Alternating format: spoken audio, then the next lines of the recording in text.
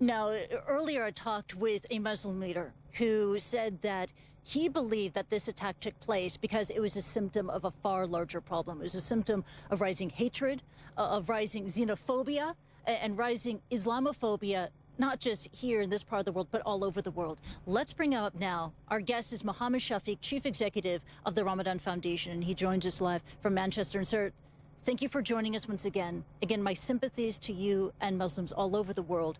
You were the one who told me that you believe that what happened here in Christchurch was a symptom of something far greater, of this global hatred. If that's the reason why this happened, what can we do as a response?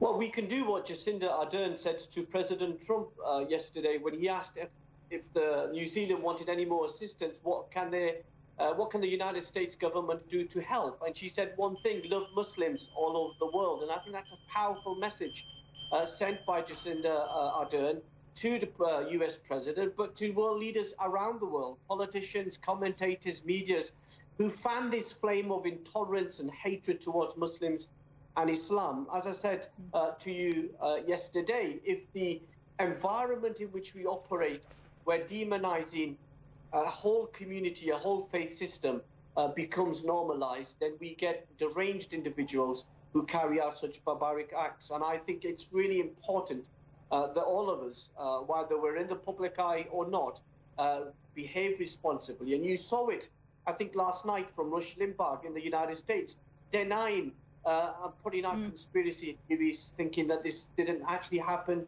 It's disgusting, it's unacceptable. And I hope that if there's any good to come out of what we've seen in Christchurch, it's the fact that all communities will come together and defeat this hatred. You know, when an act of terror takes place, its intention is usually to instill fear in the hearts of people, or even to incite violence. But how do you choose to respond to what happened here in Christchurch? I think my initial reaction, Kristie, was really just sadness. You know, children being killed, and women and people in wheelchairs being shot. And just deep anger and disgust. You know, we saw it in Charlottesville. We saw it with a church of black worshippers in America. We saw it at the synagogue. You know, places of worship are sacred. And I just really honestly feel that people need to stop finding excuses for these type of warrant attacks against people of the Muslim community. And, you know, my timeline yesterday after I came on your program was filled with far-right extremists and sympathizers justifying and defending the actions of what happened.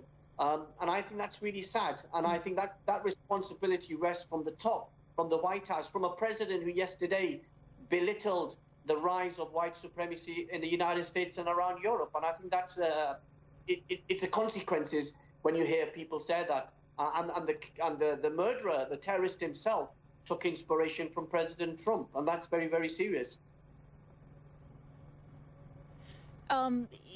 Islamophobia, xenophobia, anti-Muslim sentiment is something that you have experienced on a personal level. Never to the extent that we've seen as a mass murder terrorist attack that took place here in Christchurch yesterday. How do we respond to that level of terror extremism? As I said, the first thing that we do, we've got to call out the hatred that politicians and right-wing newspapers and commentators have perpetuated over these past few years. So the likes of the Australian senator, who I don't really want to name, within hours of this terrorist atrocity, trying to blame immigration or blame the Muslim community. So the first step is to call out that hatred. We've got to roll back the demonization of the Muslim community. You know, we are not immune from criticism and challenge. My faith is big enough and strong enough to be challenged by people, but that's got to be done in an environment of tolerance and respect.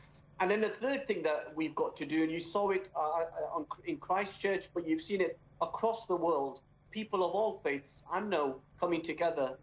Here in Manchester, for example, members of the Jewish community reaching out to the Muslim community, the Sikh community, the Christian community, churches coming together. And you saw that in Christchurch as well, where you are.